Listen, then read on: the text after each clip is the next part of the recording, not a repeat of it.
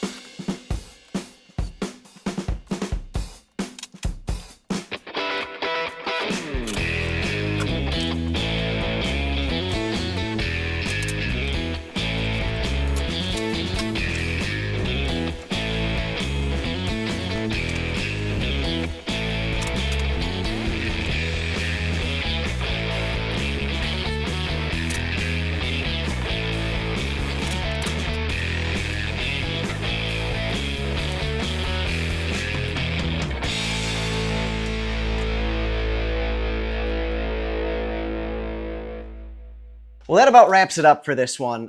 Like I said, it had been a long time since I published a video. It had been a long time since I actually built this thing. And when I went to edit it, I realized I never actually addressed the camera even one time throughout the whole build process. So that's why you got sort of a sped up time-lapse version of this whole project. But the construction style is the same as the rest of the cabinets. You know, you build the box, you put the side panels on, you put the doors on.